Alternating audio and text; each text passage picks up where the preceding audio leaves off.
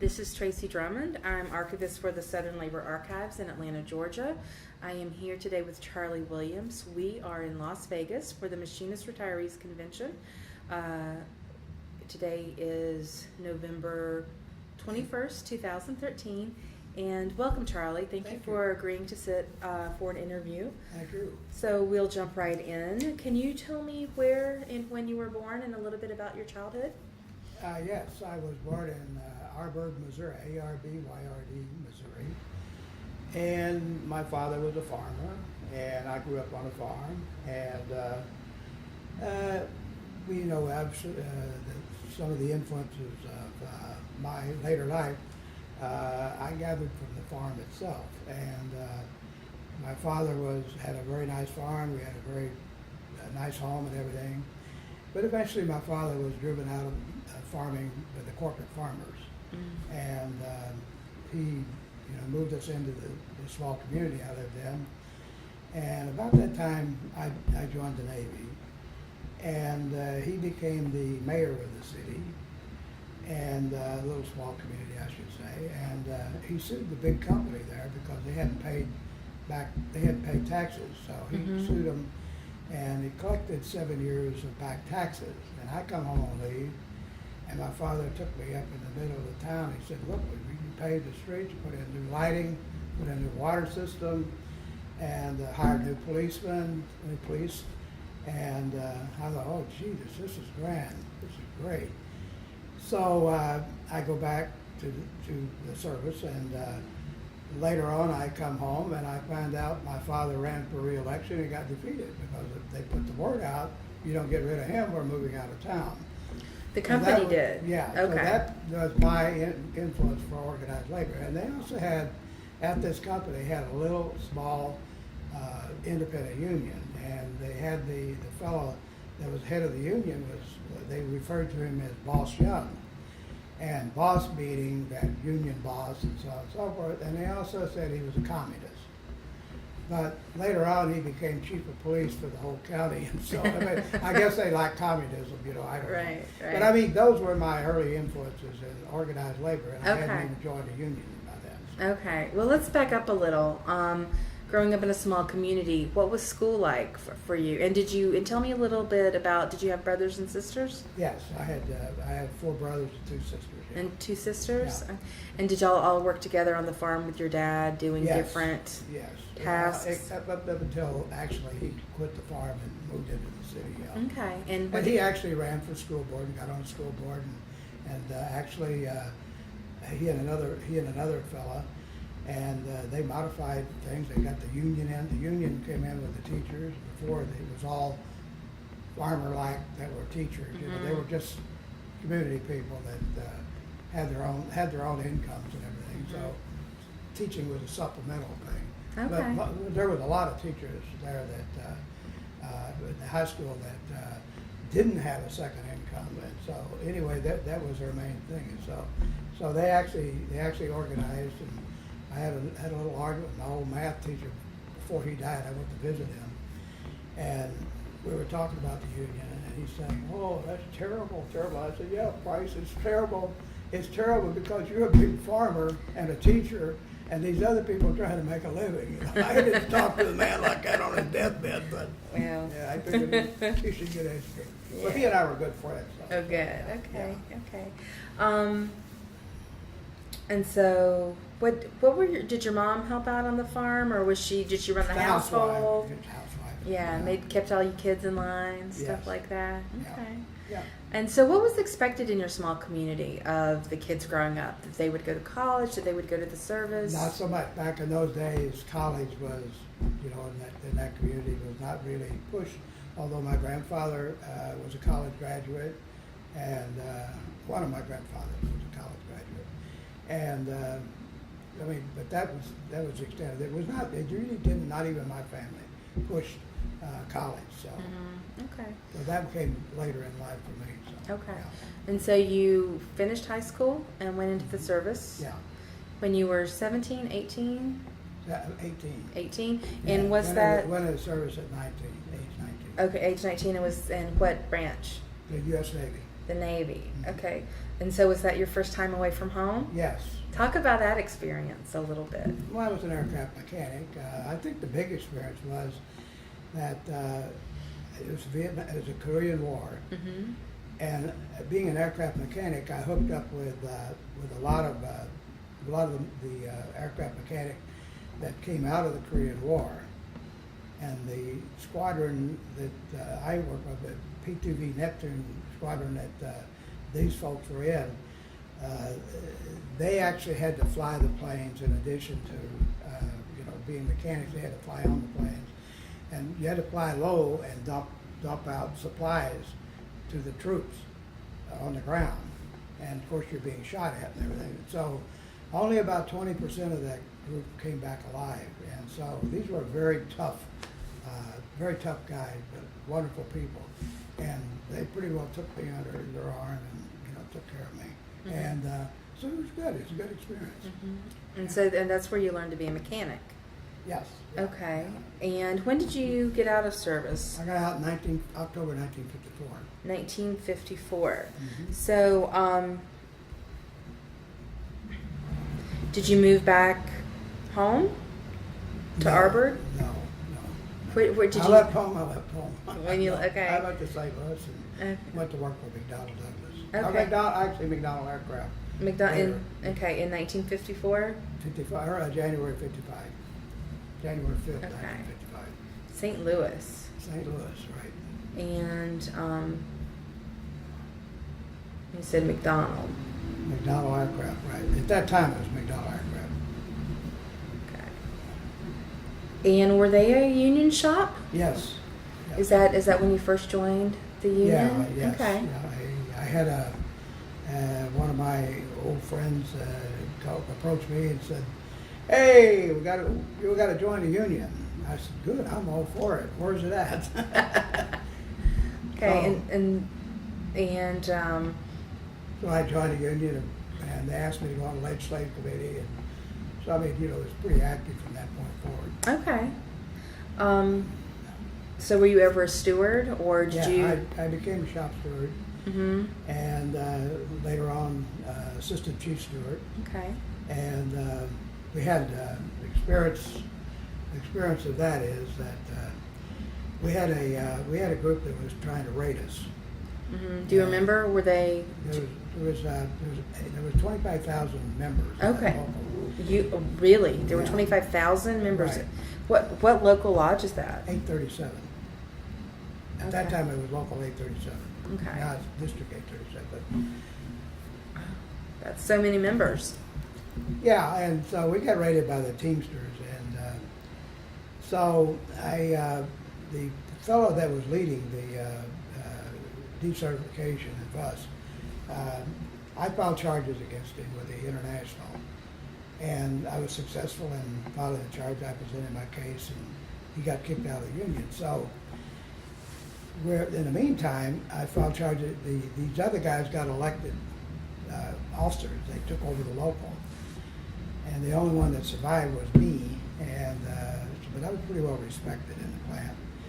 And so anyway, I filed charges against them, and they're presenting the case. They're in a hotel in St. Louis, and they had to recess because this fellow that was a leader that I filed charges against, this was the last day for him to appeal the conviction from the Grand Lodge. And so they said, "We'll take a break." And the witness I had against these officers, he and I went down to the elevator to go down to get a cup of coffee during the break, and all these three people I had the charges against came along. And so I had one guy I did not have a good case against, and he was the treasurer. So he stupidly pulled out a wad of traveler checks. And he's flipping through those traveler checks, and I said, "My goodness, Buzz, that's a lot of money. Where'd you get it?" He said, I'm treasurer of the team. Let's see if you can prove it." I said, "I just did." And I put my witness on, and we went back and we kicked them all out of the union. So. Okay. And then we had the decertification election. Mm-hmm. And this is the truth. I mean, we had 18,000 people vote. we tied, except that I challenged, the only ballot challenge was the ballot that I challenged. And that ballot was marked both ways. It marked UAW, the Teamsters and the Machinists. And I challenged it. And so the NLRB ruled in my favor. And so And you challenged it because it was marked two ways. It was marked, you couldn't tell whether it was for machinists or for the Teamsters. Oh, I see. Okay. So anyway, that's what you do with any election when you challenge a ballot. So that was the only ballot out of 18,000 that was challenged, though. And so the National Labor Relations Board ruled in our favor and threw that ballot out. That made it a tie. Otherwise the Teamsters would have won, and we would have not had that unit anymore. And so anyway, I'm a Grand Lodge rep by that, or special Grand Lodge rep. Okay. And so anyway, we had the next election. Mm-hmm. And the next election, I decided how we were going to win it. And what we did, I hired 15 women. You see, the news was all over town about the fight between the Teamsters and the Machinists because it's so big. And every minute there was an ad on TV from either of them or us. Really? Every minute. So anyway, I just devised this program to hire these women and conduct a survey. And this was with the laid-off people who were eligible to vote. And the question that they were told to ask is first of all say we're conducting a survey, and of course these people, knowing that this is all news and everything else, it was not surprised by that. So we're conducting a survey. We'd like to know how you plan to vote in this election. If they said Teamsters, you just hung up the phone. But if they said Machinists, you say, oh, well, they're conducting this for local District 837, and we want to know if you have transportation to the poll and so on and so forth. So we won by 409 votes. Because you offer transportation? Because we did that survey. Okay. We had to find out who these people were, and we had to get them to the polls. We had to get them in to vote. Mm-hmm. See, you had the tied vote before. We had to figure out a way to win. Right. Okay. And that's what I devised. I devised that program to do that. And then we had a woman Grand Lodge rep, Adele Bearden. Adele Bearden? Adele Bearden, yeah. And she was the one that we had assigned to do the telephone telephone survey. Okay. So that worked fine, and then I left there and basically went into organizing. And then I went up to, you want me to just continue? Or you want to go into something else? And so that was when you were special Grand Lodge rep, but then when you came on staff as like a full Grand Lodge rep, Yeah. that's when you got more into organizing. Yeah, once my assignment from St. Louis was ended, they moved me out into the field Okay. to organize. Okay. And so the first organizing I did was the Argonne National Laboratory, and I had heard that there was a unit of designers that wanted to organize, and so I obtained the name of the leader, and I called him and I said, "How about with a machinist?" He said, "Oh yeah, we already have a unit of machinists here. I'd like that." So we met, and I found out that it was not only designers; it was design engineers, and so that made it a different type of election. So I met with them, and I happened to have an apartment at that time right there. I'm sorry.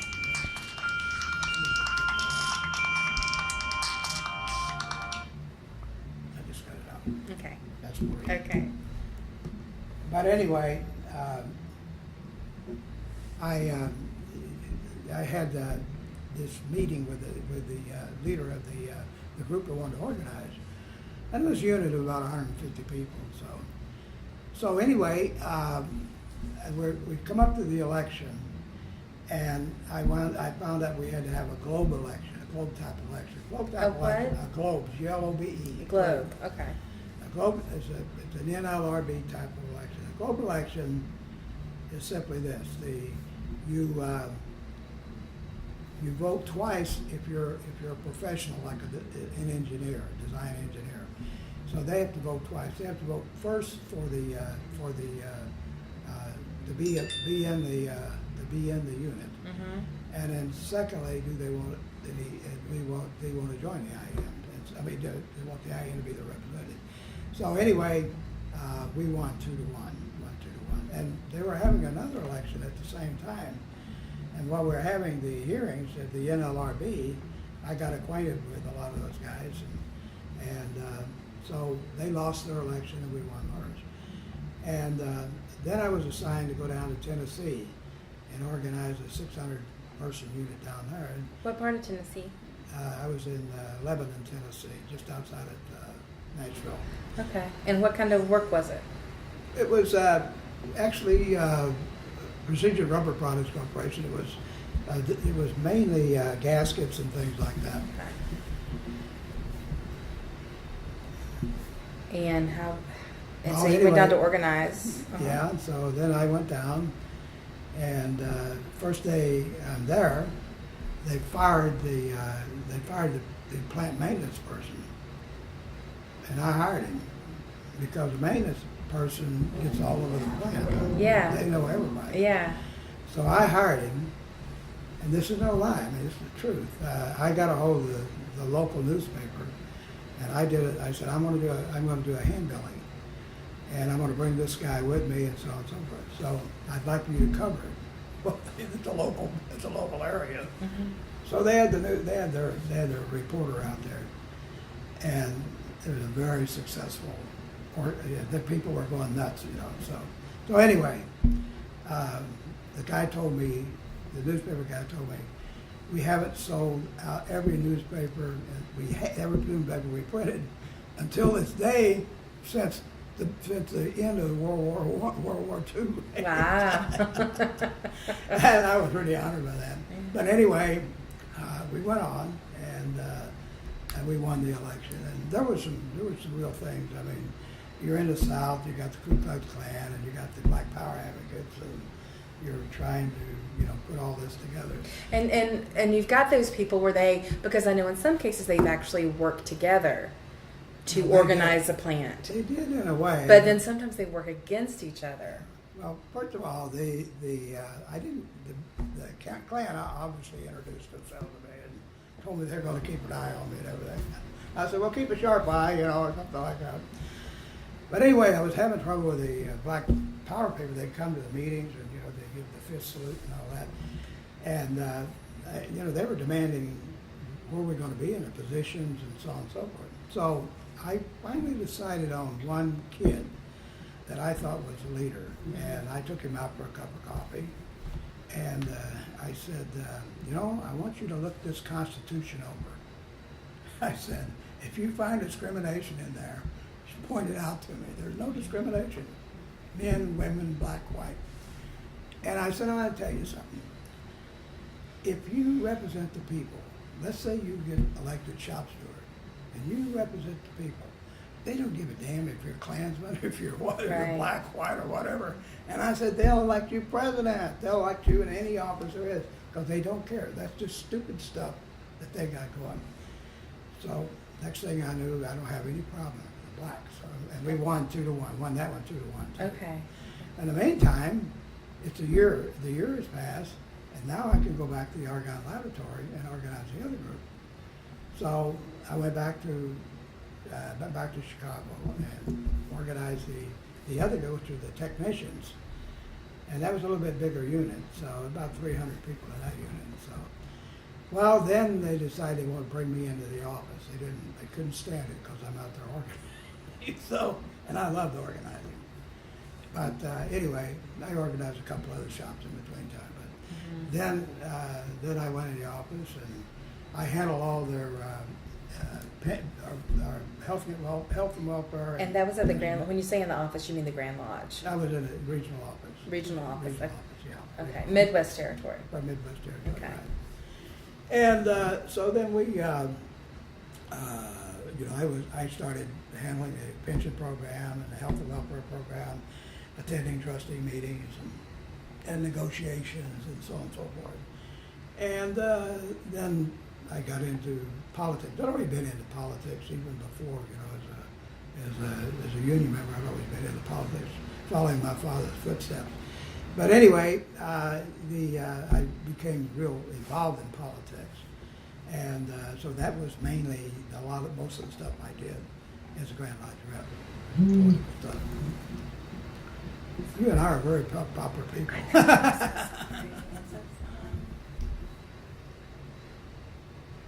Continue.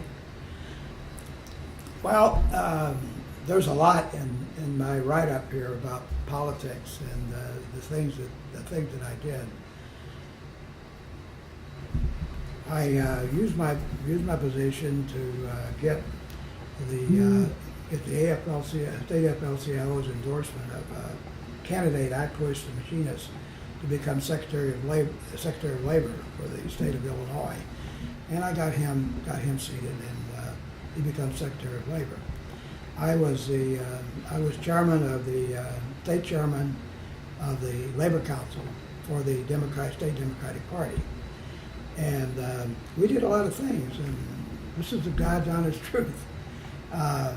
During the years of Ronald Reagan, my group worked with the Democratic Party, and we knocked out 5 incumbent Republican congressmen In Illinois. in that 8 years that Reagan was the president. In Illinois. I don't think that happened in any other state. Right. Yeah. So. Well, and you said your dad was into politics.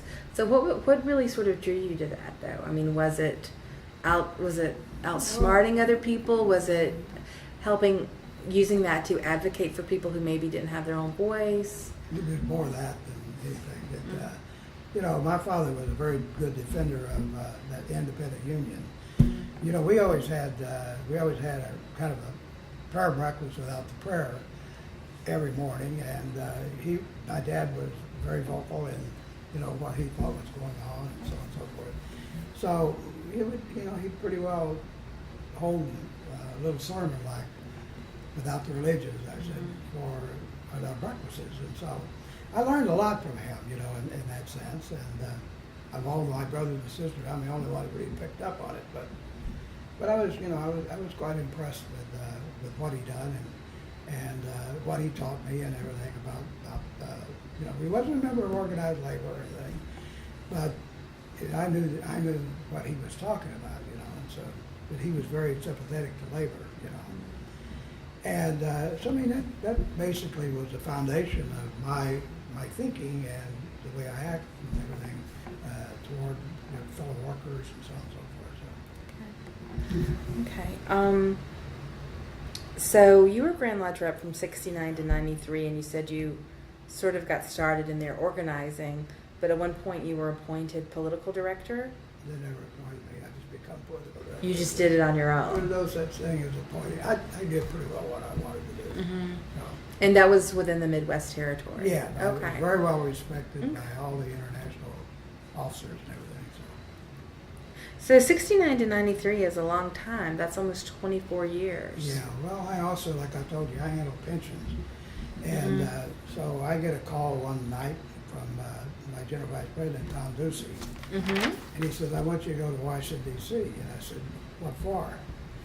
He said, I want you to take over the IAM National Benefit Trust Fund office. We just fired the director. And I want you to go in. We are having all kinds of problems in the field.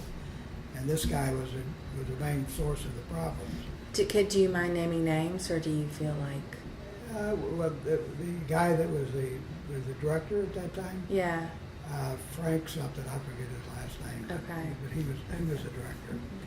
But he really came out of management, and he never, he didn't believe in union, and he didn't understand, I guess, that unions really run that trust, union leaders. And so anyway, I went in and I told him I wanted an office, and there was 75 people employed in the office, and it was a $7 billion fund at that time. So I called every one of the people in one at a time over a course of a couple of months, and I tried to get them to open up about what the problems were, and they wouldn't open up. They just wouldn't open up. But in the meantime, I'm out on the floor and I'm getting rumors here and rumors there and so on and so forth. This about that. So I called them all in again, one at a time. Mm-hmm. They started singing like birds because I had some information. Well, then I was able to make some recommendations to the trustees to reorganize the office and put the office back in the way it should be out there servicing the members. So, and respecting the employers too, because they're paying the money in. And so anyway, then I was asked 3 times to become the new director, and I refused 3 times. I turned it down all 3 times. And why didn't that appeal to you to become the director? I didn't. I was very happy as we'd be working for management and labor both then, and that was just not my thing.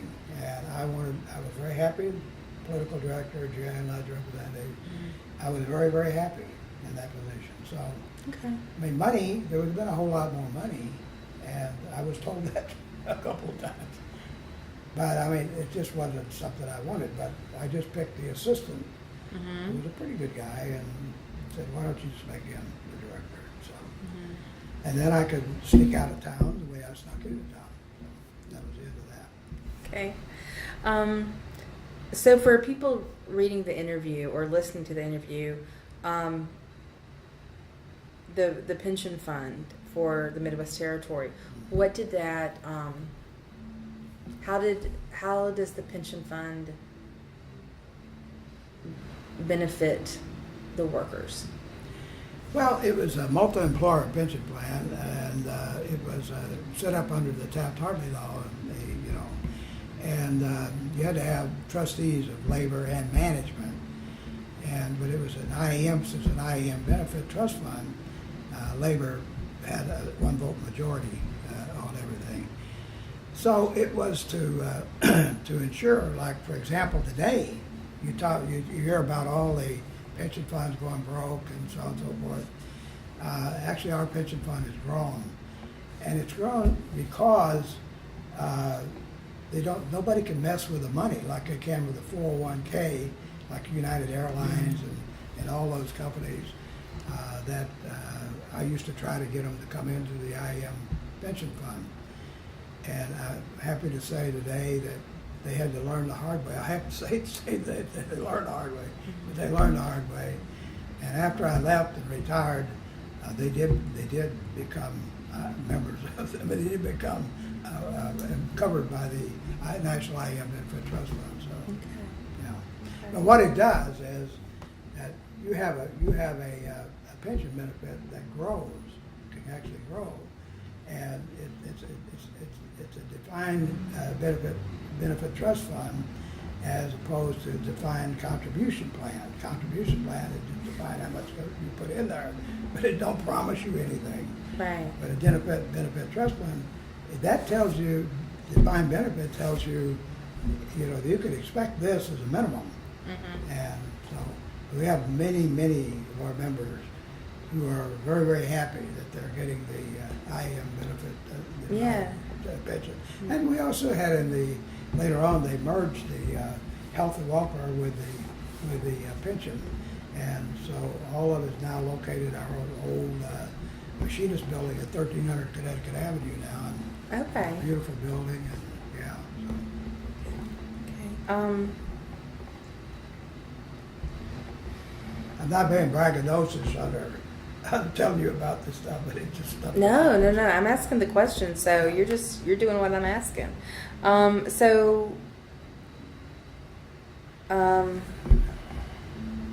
During your time as Grand Lodge rep, there were a couple of different international presidents that you worked under.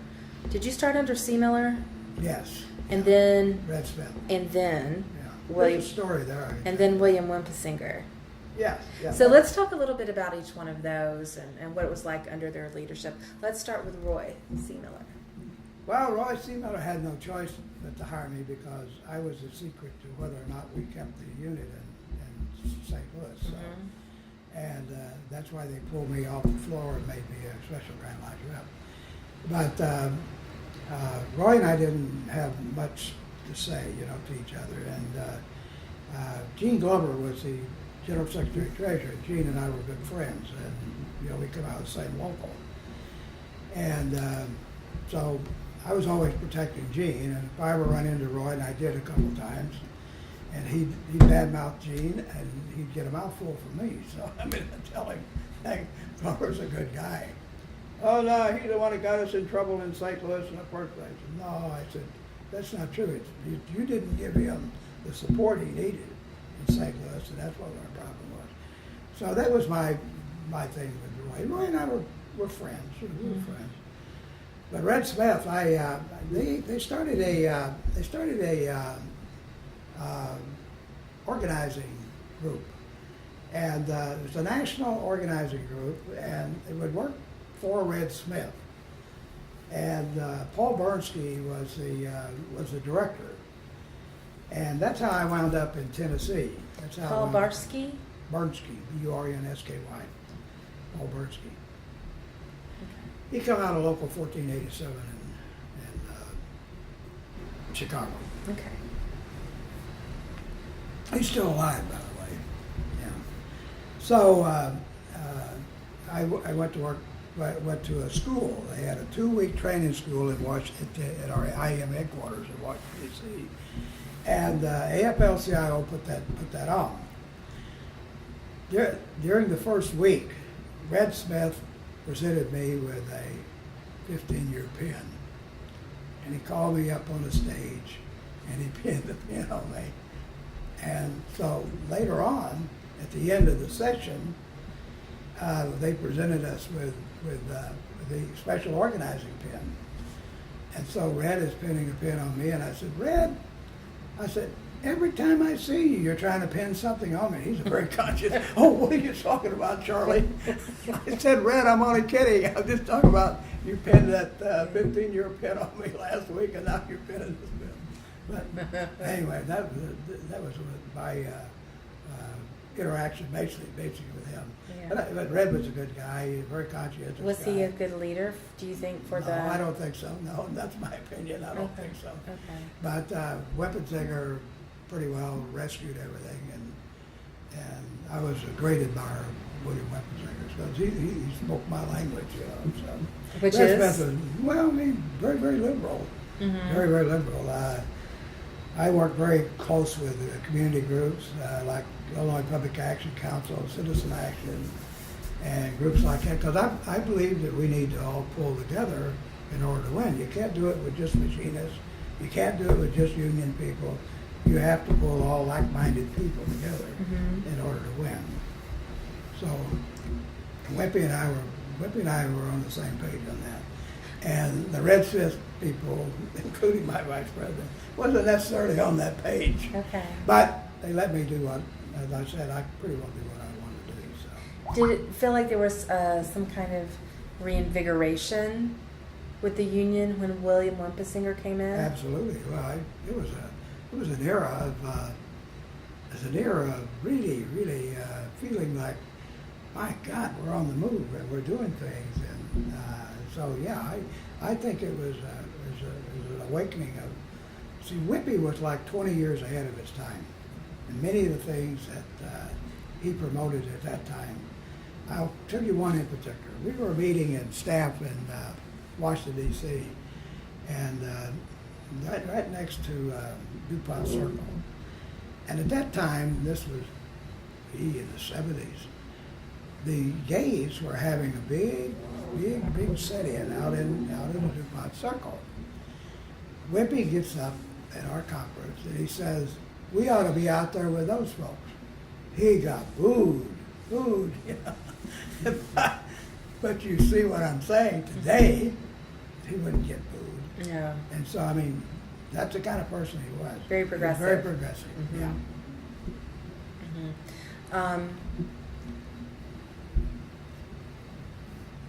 But were you still, through 93, you were also, had I did everything. Buffenbarger as a Oh yeah. IP after no Corpus. Not So Buffenbarger. I never had Buffenbarger. you never had okay. So Corpus. So talk about his leadership a little too. Well, George was. Well, first of all, let me just tell you that, as I said, my old boss, although he was a Red Smith type guy, we were very good friends. We were very close, and so he's telling me one day at lunch. You know, that George Corpus, he'll never be president. I said, Jesus, Tom, you know how to bet on anything. I said, I'm telling you, he'll be the next president. Not over my dead buddy. Well, Tom also said a lot of times, and I do love Tom. He Tom Ducey. He was a Ducey, great leader. okay. Great leader. And I said, Tom would always tell me, he said, I don't know these people go to Washington, D.C. and become president and secretary of trade and all that stuff. I'll never go to Washington, D.C. So he did go to Washington, D.C., become general secretary of trade. So he called me about 2 weeks later. And he said, well, you know, I'm in all Washington, D.C. now. I'm General Secretary Treasurer. I said, you know, I didn't know until the janitor come in and told me, you know, just insulting him a little bit. I said, well, he stuck his nose in the door and told me that you become GSD. So, yeah. So back to Corpus. So he came in after Wimpesinger. Yeah. And George took us on, you know, obviously kept up the program of WEPI. And George, his biggest thing that George, in my mind, did, and he attempted to do it, and it didn't really happen, and that was to try to merge the IEM, the steelworkers, and the UAW. Can you talk about that a little bit? Yes, yeah, we had T-shirts and everything, and by then, I'm a director.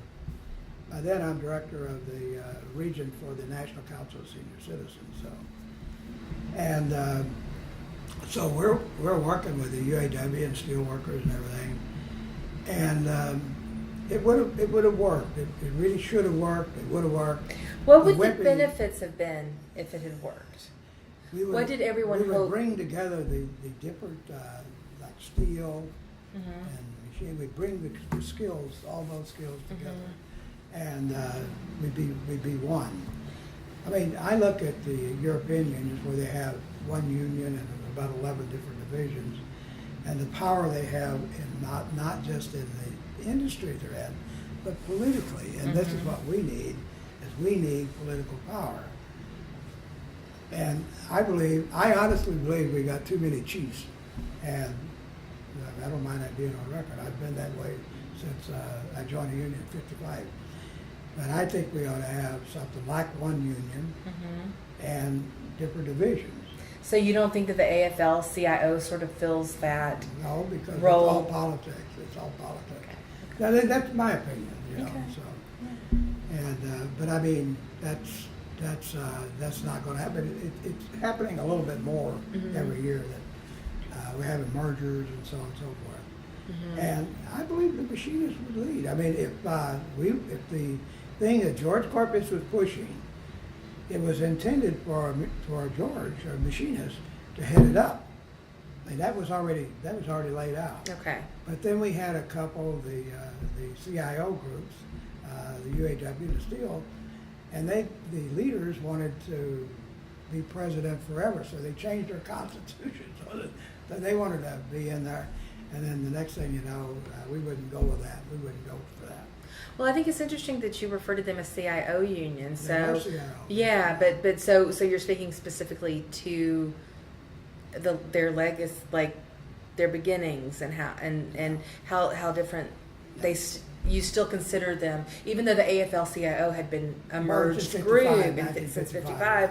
You really saw people coming to the plate that still had held on not to this more unified idea of the groups together, but really their origins and where they came from. Well, I think it was more power. You know, I think it was, you know, the emperor has no clothes, so to speak. So, but I think it was power, and there was a reluctance on, you know, they were probably getting pressure, and then they wanted to be president of their group forever, and so they, you know, there was some things like that happened. I think when George Corpus first proposed that, and the UAW and the steel workers, Becker with the steel and so on and so forth, when they all agreed, I thought we gonna do it. We had T-shirts, we had everything, promotional stuff was great. But you know, people like power, perceived or otherwise, and I guess that's basically what happened. That the hunger for the power part overcame, and I'm sure the steel and UAW were getting some pressure, maybe from their executive council and councils. Well, that makes me wonder too, sort of in general, how the membership, the rank and file, felt. I mean, did you guys at the Grand Lodge have any idea, or you know, at those upper executive levels, did y'all have any idea of what the feelings were from the rank and file? All of the UAW and steel worker people that I worked with, and that was a lot of them, they were all for it. And we were, oh, I'm sorry.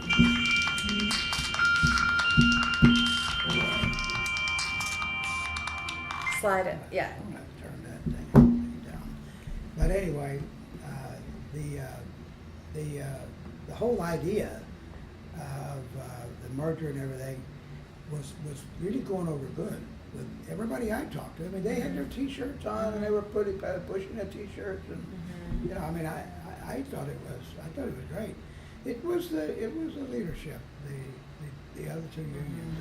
But from the beginning, it was proposed that George Corpius would be the. I mean, that's what they said going in. Not Yeah, there was no no question. There was secret. no okay. And then there was backtracking from the other groups. The other two groups, yeah, the other two groups' leadership, and leadership had a lot of power.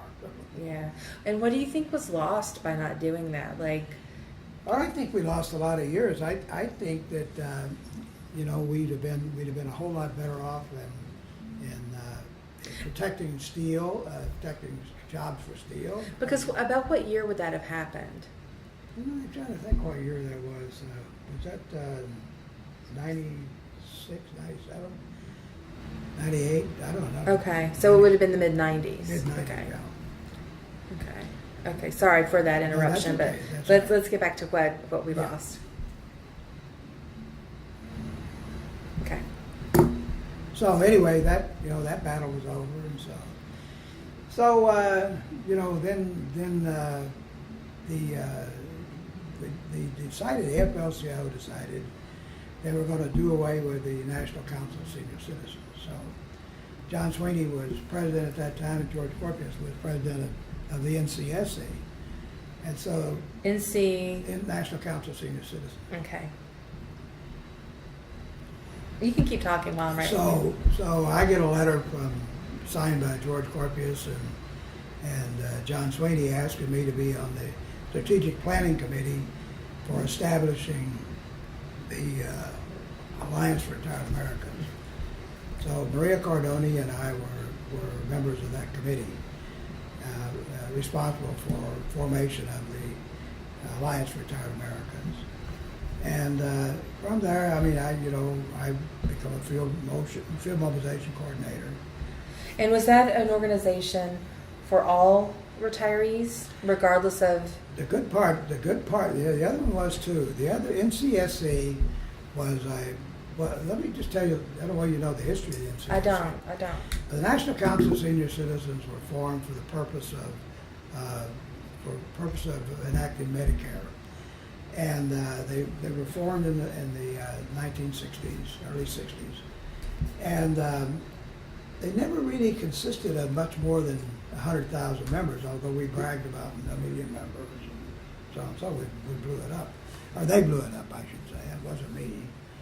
And so anyway, when Medicare was enacted, President Truman invited the leadership of the National Council of Senior Citizens to join him in a flight to Independence, Missouri, to sign the Medicare bill. He wanted to go to Missouri because of Harry Truman's push for national health care for a long, long time when he was president. So anyway, he took the leadership of the National Council of Senior Citizens, and he's quoted as saying, "Had it not been for the National Council of Senior Citizens, there would never have been a Medicare. There had never been Medicare. So that small group did an awful lot with a small amount of people. But they never did attract much more than the UAW and the machinists and IBEW and a couple other unions. And so the idea of the Alliance for Retired Americans was to open it up to all the unions. And here was the secret. We decided that we would ask every international union to pay $100,000 a year to the Alliance for Retired Americans. And we had 11 or 12 unions, international unions that signed on. And since then, that's up to around $130,000 a year now. And that was taken out of, mainly out of, they have their own Union Plus credit cards, the interest on those cards. So that was a good idea, Well, this then opened it up where now we have 4 million members of the Alliance for Retired Americans. And it opened up a lot more for all the other unions and for the community groups. So I'm chairman now of the Field Mobilization Committee for the Alliance for Retired Americans, and we do grants. Every year we give grants to states. I've helped charter about 7 different states, and so I mean, I've been personally involved, speaking at state FLCIO conventions and so on and so forth. So. Okay. Well, if the National Council of Senior Citizens was formed in part to help pass Medicare, Yeah. The Alliance for Retired Americans, since it was passed, was that sort of more like a political organization for retirees, or? Yes. Okay. It's a C4. It's a 501c4, but our state bodies are mostly C3s. But the national, the AFL-CIO is, the national ARA is C4, 501c4. Yes, and it is intended to help in candidates and so on and so forth. So we're working on a project right now that I'm hoping to get through before I resign as chairman, because I'm going to get out of the business. But we're working with the Alliance for Retired Americans to actually, right now you have unions that go out and they'll work on a campaign. They'll work on a congressional campaign in Ohio or Illinois or whatever, California, whatever. And they don't know what the other is doing, So my thought was to do this, to bring all the unions together on targeted campaigns and run it out of the Alliance for Retired Americans. We put our money into the Alliance for Retired Americans, and that really is the purpose of the Alliance for Retired Americans. So anyway, I'm getting some good feedback on this, and it's looking good, and we'll be talking about that in January. And Rich Fiesta, who was here this week as a new director, and I had dinner with him the other night, and we talked about that. So he's on board, and Tom is on board, Local Martin is on board. So we can get something like that started. I think it'll make the Alliance and the unions much more able to have a big influence on those elections. So, Okay. yeah. Okay. And so you said you chartered you helped charter 7 states. So each state then sort of has its subgroup, and then they work with people at the state level to focus on local elections. Yeah, they have affiliate groups within the state. Some of them. The first one I did was Wisconsin, and that's where I was originally come out. I originally was in when I retired. My wife and I moved to Milwaukee and when I retired, and so I was called on to be here and be there and do this. So anyway, we decided we'd charter Wisconsin. Well, I knew everybody in Wisconsin, so I went in there at the request of the Alliance for Retired Americans, and I met with the UAW, the machinists, CWA, and the state FLCIO. And I told them I wanted them to, these unions, to pledge to me $5,000 every year for the new Wisconsin Alliance for Retired Americans. So I got the early pledges. This went on for about 2 years. And so finally, it became time to really pull it all together. So I devoted a week coming back from California to, I was no longer in Wisconsin. So I devoted a week to come back and work with the state AFL-CIO president, or make him go with me. And I wanted to go to all the major unions around the state. And so I started that program of getting a pledge of $5,000. I took those others already had in my hand, and I already had those pledges in my hand. So I went to the state, and I went all over the state with I took the AFL-CIO president with me because that was very important. And I got the pledges, and so then we built the Wisconsin Alliance, and it's been one of the strongest ones in the whole United States. Mm-hmm. And so from there, I mean, obviously, we had other states that we wanted to get on board, and so that's basically the way it started. Mm-hmm. And I've helped in Minnesota, I've helped in Texas, I've helped in Michigan, and so on and so forth. Okay. And Texas was probably the one that I enjoyed kind of the most. So. Yeah? Yeah, because when they first put that thing together, I went down to meet with the machinist. And Fort Worth? No, actually it was in Austin, Texas. Okay. And they had a machinist state council meeting. And so Bob Martinez was general vice president. So I called Bob and said, Bob, I want to have breakfast with the board, with the officers of the state council. So I told him what my plan was, and so we set up a breakfast, and I told the officers I wanted them to commit $2,500 a year to the Texas Alliance for Retired Americans. And they said, there is no Texas Alliance. I said, well, there's going to be. So I want this money up front so that I can go to the other unions. Well, unfortunately, gee, we're popular.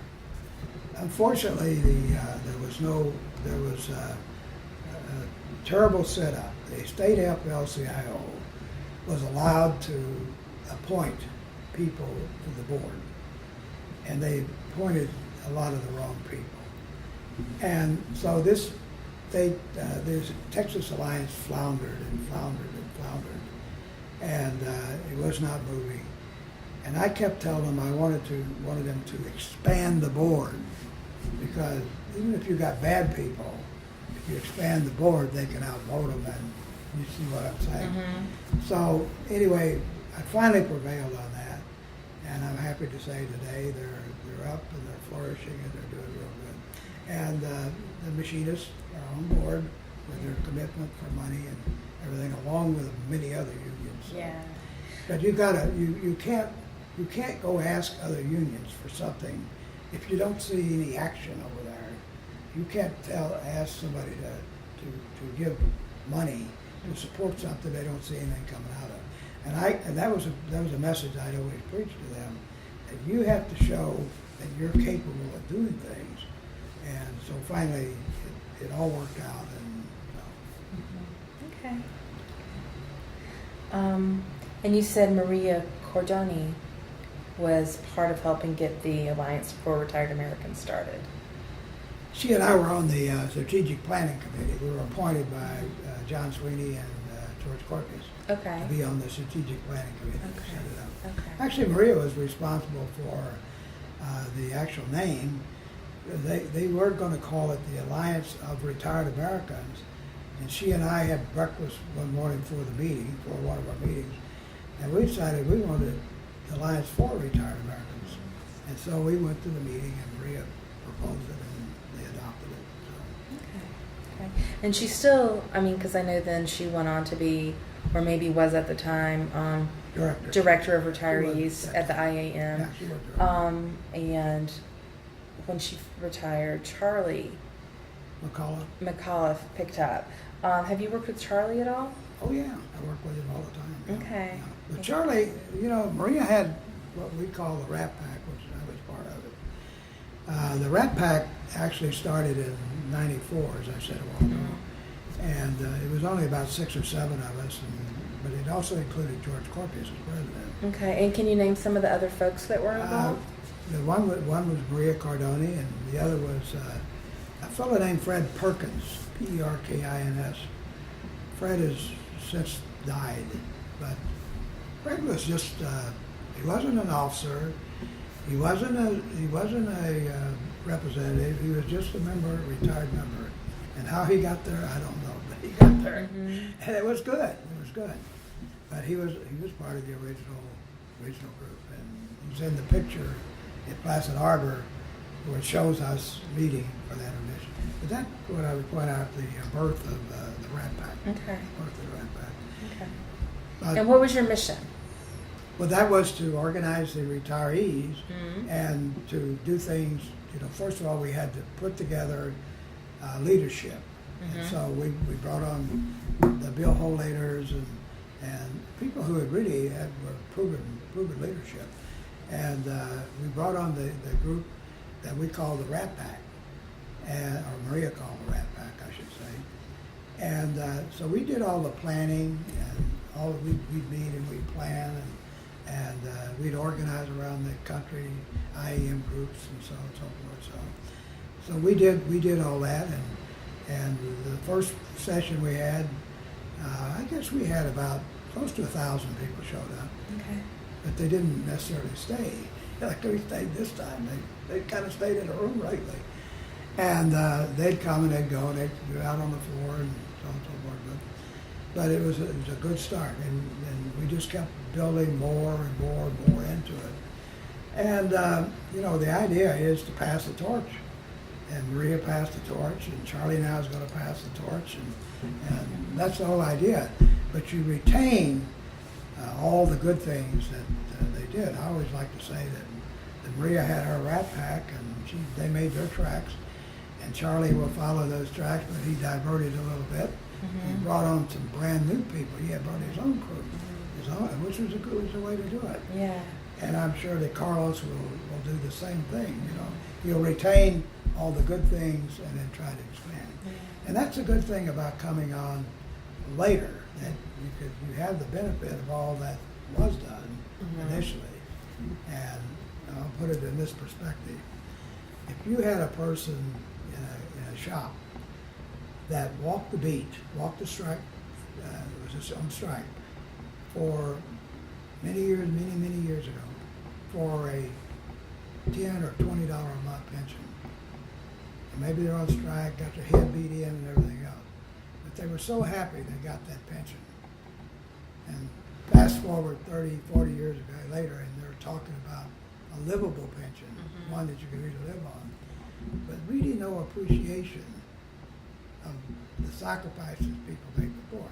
So you have to have an appreciation of history, like you're doing. You have to have an appreciation of how this all came. It didn't fall out of the sky, and the sacrifices others had made just to make these things happen. And do you think that there has been maybe generationally because they've also recently started the Young Machinist Group. I think that'll be part of Charlie's legacy will be that. I love it. Well, But do you think Maria started the Young Yeah. Machinist? Okay, I'm sorry, I didn't realize. But do you think that maybe that was in reaction to having younger folks join the union but never really participate or Well, there was something that was brought up the other day, the first day of the conference, and they asked the question about who do you think is more pro-union, this age group, 18 to 29, 30 to blah, blah, so. And they all voted for the oath, except me and Bill Hollater and a couple others. But it is the young people. It is? They know, yeah, by a wide majority. They know what a union is. And they don't know all the ins and outs, but they know, they go to college. You go to college and they got a bill, they'll be paying off for the next 40 years, and they can't even find a damn job. And so they know the need to have organization. And so, it's a very good thing that we bring about. we bring people on board. And I think it's just wonderful that we're doing that because, I mean, this is not an exclusive club, you know, so. I think that's true in everything we do, that we have a tendency to all stick together over here on this side or that side or whatever. But we need to be coming together a lot more and sharing experiences and so on and so forth. I bet for a better tomorrow for everybody. You know.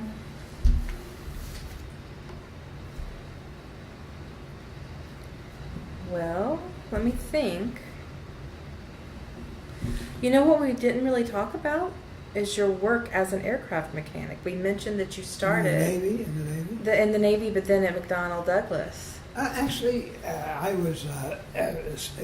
never followed up as an aircraft mechanic because I was on reciprocating engines, and by then they were all jet engines, and so I had no training on jet engines, and so I became a precision mechanic and worked in the production end at McDonnell Douglas, and so I was what they call a procedure mechanic, and so I mean it was a different experience, but I mean all the work we did was procedure type work. But I didn't. Pretty soon I wasn't working at all because I become assistant chief steward. Right. And I had the whole plant. Oh wow, 25,000 people. Yeah. Wow. Yeah, and the pay wasn't too good either because you got the same pay, but you worked about 12 or 18 hours a day sometimes, but you only got 8 hours pay, and so. But anyway, that didn't bother me anyway. It was for the union, and you know. So, but I was also for one building. I was also the building safety person, and that was a building where we were building the Mercury and Gemini space capsules. And one morning I'm in the office and we're having a discussion about some safety problems. And an airplane hits the top of the roof and there's two astronauts that lost their lives. They come in on a snowstorm trying to land at Lambert Field. And they hit the top of our building and kill them both. So. But you know, it's an experience, and it's an experience in what you did as a union person and so on and so forth. Well, you got married. Yeah, First, I've actually been married twice. Yeah, and so and you have 3 children, Ann, Barbara, and Charles. And may I ask if they were from your first or second marriage, or First marriage. From your first marriage? And so when you started being gone from home more, how did that affect family life for you? Well, I mean, I was married for 23 years to my first wife, and she was, you know, it was a good marriage, except it really, I don't know how you explain it, but it was, she was she's not the type of person that was like you say, love and so on and so forth. A very good woman, but we grew apart, and we're still friends to this day. Oh, good, okay. We had an amicable divorce and not fighting each other, and she never got remarried. But when I first met her, she was going to St. Louis University. Which university? St. Louis University. St. Louis University, okay. And she had been there 2 years, but she was only 17 years old. She graduated from high school when she was 15. So we started dating, and a year and a half later we got married. And but I was 8 years older than her, and there was a lot of pressure on both her and me in those days. You're getting old. You got to get married. You got to get married. You got to get married. And so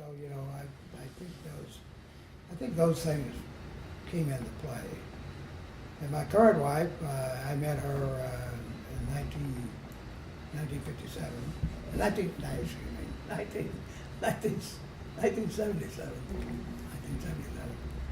And in political work. And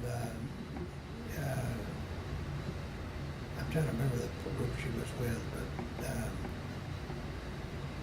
but anyway, we'll go on.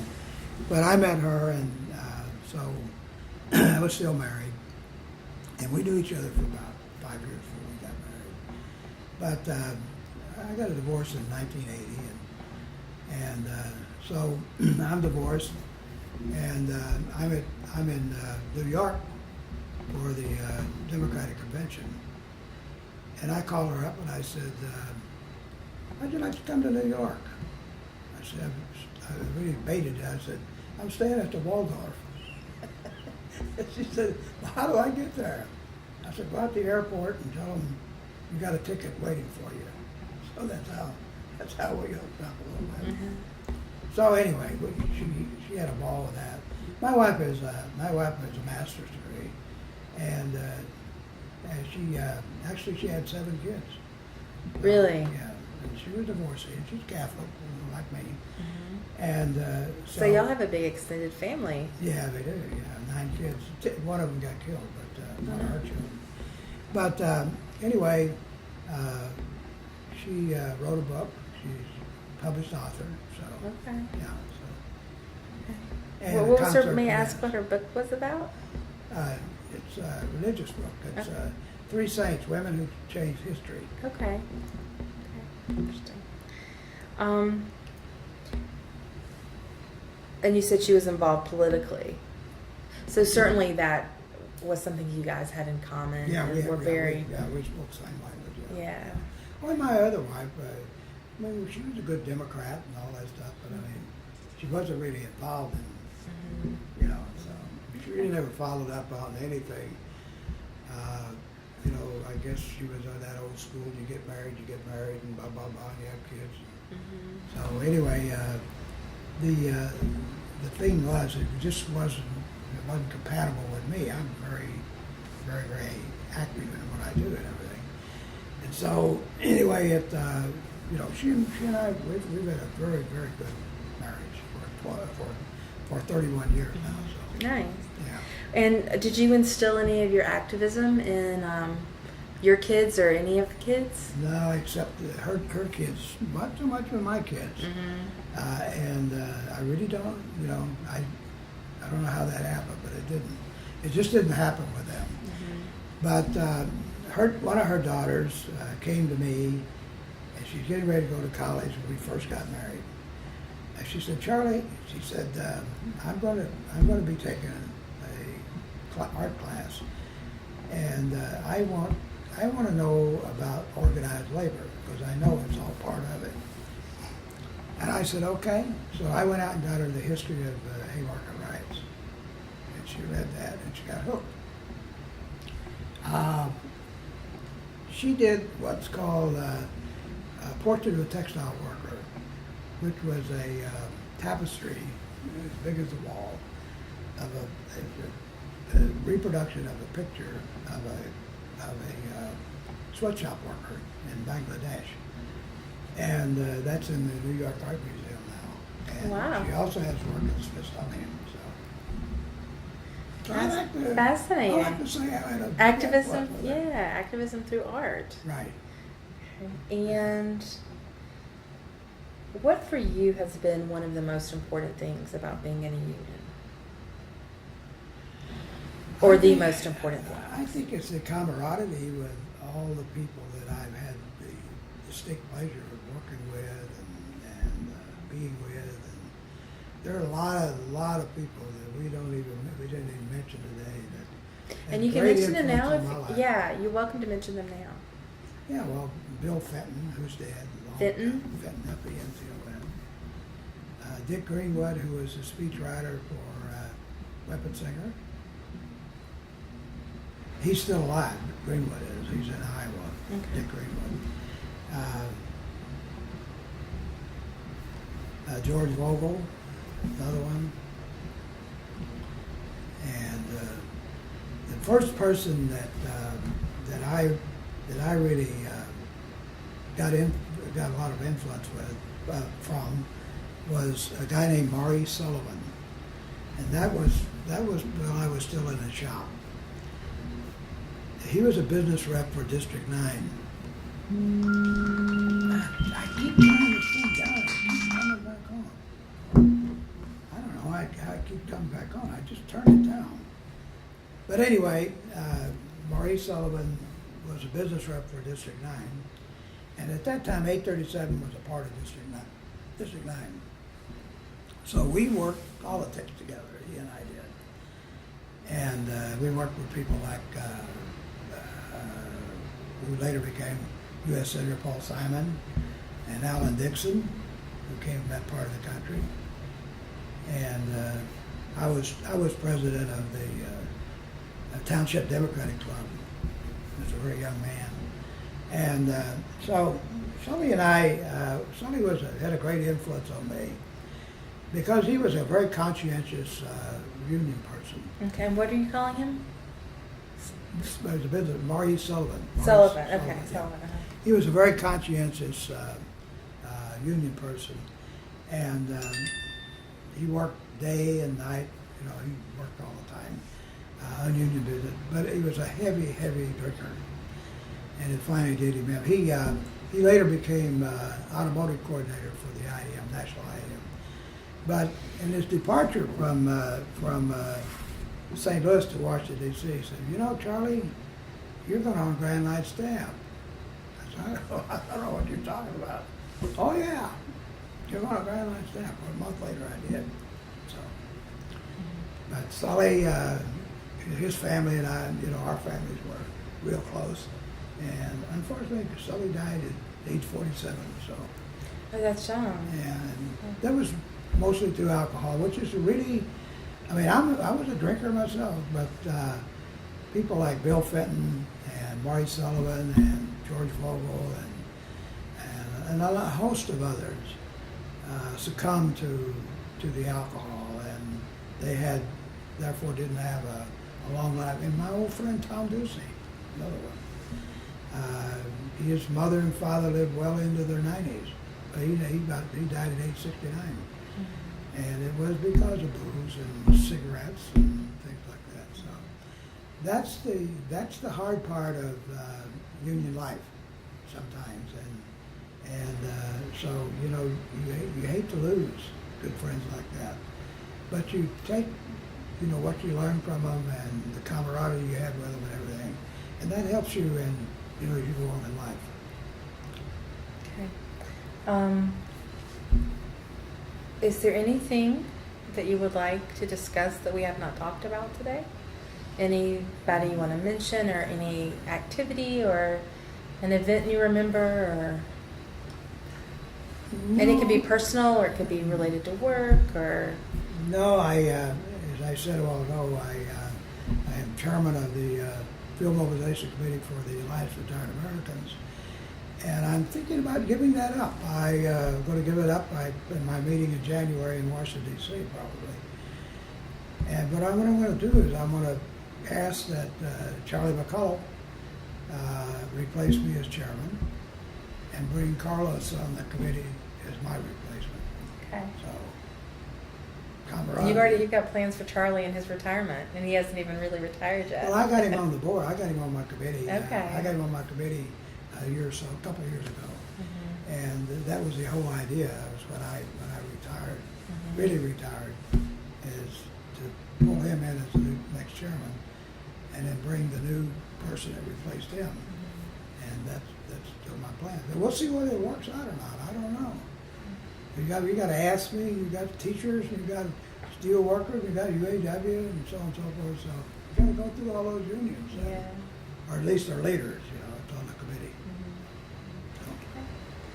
Well, if that's it, if there's nothing else, I will thank you for your time today. Well, thank you. And it's been, you know, we're even finishing up probably 35 minutes early. Yeah, So. and it doesn't mean that we didn't get a lot done. It just means we Yeah. got it done very efficiently. Yes. Thank you so much. Tracy, thank you. Been a pleasure.